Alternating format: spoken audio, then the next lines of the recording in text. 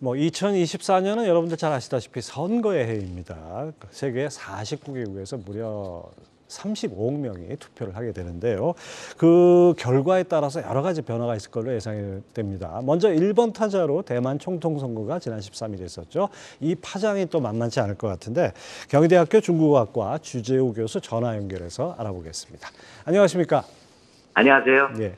네, 지난 13일 대만 총통 선거 여러 가지 뭐 얘기들이 많았지만 일단 크게 뭐 예상을 벗어나지는 않은 것 같습니다.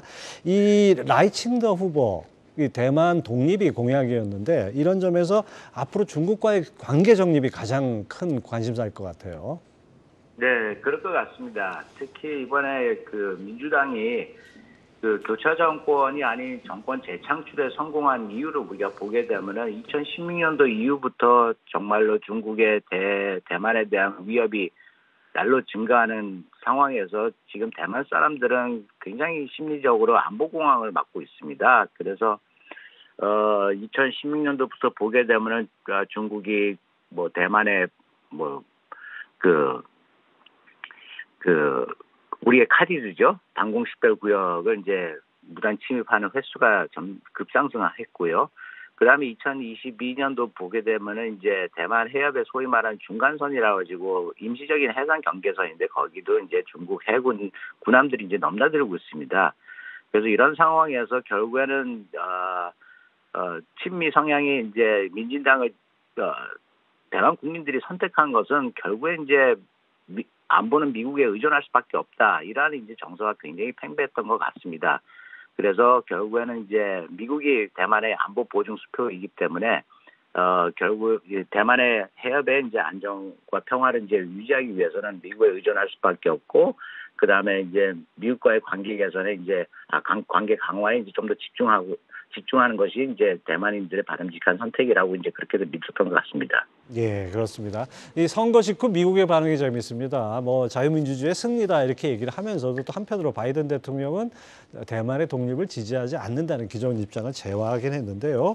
어쨌든 간에 여러 가지 예상들이 나오는데 이 양안 관계가 악화될 경우에 가장 타격을 입는 게 바로 또 한국이다. 뭐 이런 블룸버그 얘기도 있었고요. 양안 관계가 이 중국이 말로 하는 것만큼 그렇게 악화될 가능성이 있을까요? 아닙니다. 지금 뭐 전쟁 수준까지로 악화될 상황은 아니고요.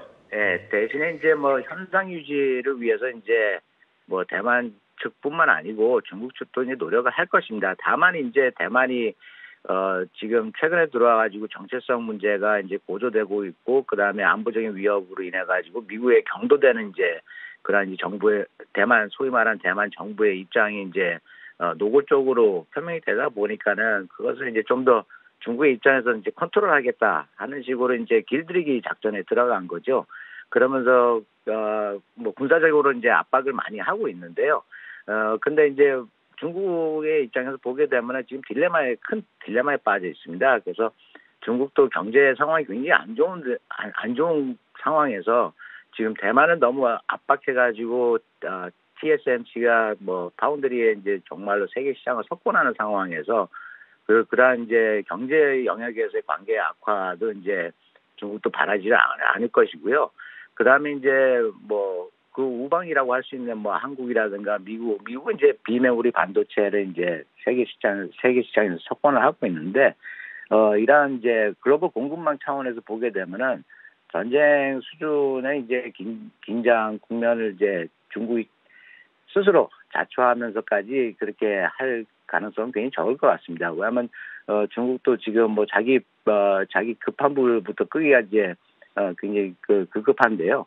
그렇다 보니까는 이제 중국도 이 문제에 있어서는 균형을 맞춰가면서 아마 최선의 선택을 하려고 노력할 것입니다. 네, 그렇습니다. 뭐 이번 선거가 이제 미국과 중국의 대리전 뭐 이런 얘기까지 있었는데요. 이 총통 선거 이후에 미중 관계는 어떻게 전망하십니까? 네, 아무래도 뭐 대만의 총통 선거도 있었지만서도 더욱더 중요한 것은 미중 관계의 관점에서 보게 되면은 미국은 이제 대만 해협과 남중국해서 이제 위협 요소를 이제 감소시키기 위해서 지난 11월에 이제 샌프란시스코 에이펙 정상회담에서 주요 의제를 중국과의 군사적인 소통, 특히 고위급 차원에서의 소통을 굉장히 강조했습니다. 그래서 그에 대한 이제 후속 조치에 이제 중국이 성의를 표시할 것을 강력하게 요구를 했고요. 그다음에 중국 측 입장에서 보게 되면 아까 말씀드렸다시피 지금 경제가 굉장히 심각합니다. 경제 상황이 굉장히 안 좋기 때문에 특히 중국도 이제 4차 산업 시기에 이제 진입한 만큼 이 글로벌 공급망에서 특히 반도체 원활한 수급을 위해서 미국과 또한 이제 대만까지 포함해서 이제 경제 협력 관계를 이제 개선해야 되는 이제 그런 막중한 임무를 또 가지고 있습니다. 그렇기 때문에 이러한 요소들을 이제 우리가 감안할 때 보게 되면은 미중 관계가 이제 총통 선거 이후에 이제 뭐 그렇게 큰 영향을 받지는 않을 거고요. 저는 이제 다만 이제 여기서 우리가 그래도 관전 포인트를 가져야 될 것은 이제 새로운 총통 라이칭드가 이제 취임할 때 그때 미국이 특사를 보낼 계획을 가지고 있고요. 거기에 대해서 중국이 어떠한 이제 반응을 보일 것인지, 그다음에 이제 내년에 미국에 이제 새로운 행정부가 들어오게 되면 그게 이제 조 바이든 대통령이 이제 재선을 하더라도 뭐 그 이후에 이제 미중 관계가 또 어떻게 설정될 것인지 거기에 대해서 이제 우리가 좀 예의주시할 필요가 있다고 생각합니다. 네, 그렇군요. 자, 우리가 대만에 대해서 이렇게 크게 관심을 안 가졌는데 최근 들어서 이 국제적으로 관심을 갖게 된 거는 순전히 TSMC를 비롯한 이 파운드리 쪽이기 때문이 아닌가 생각이 되는데요. 어쨌든 간에 이 선거 결과에 따라서 앞으로 이 반도체 산업의 판도가 조금 달라지는 게 있다면 우리 기업들도 상당히 주목할 수밖에 없는데, 중국 입장에서 혹시 이 친미 성향 국가들에 대해서 원자재 수출 통제라든지 뭐 이런 제재를 강할 가능성은 없다고 보시는지요? 네, 저 개인적으로는 거의 없다고 보는데요. 왜냐하면은 그렇게 되게 되면은 이제 반도체의 굉장히 그 세계 시장에 의존을 하고 있는 높은 의존도를 가진 중국한테도 이건 공멸의 조치라고 저는 봅니다. 왜냐하면 이제 파운드리부터 시작해가지고 TSMC의 파운드리, 그다음에 우리의 삼성전자, 그다음에 SK 하이닉스의 메모리 반도체, 그다음에 미국 인텔의 비메모리 반도체, 이 모든 반도체들이 이 중국의 이제 그 소위 말하는 히토류 원자재의 이제 높은 의존도를 가지고 있는데요. 여기서 이제 그 기본적인 그 생산 요소를 중국이 공급하는 것을 중단시킨다 하게 되면은 자기네들도 반도체 조달하는데 차질을 빚을 수밖에 없거든요.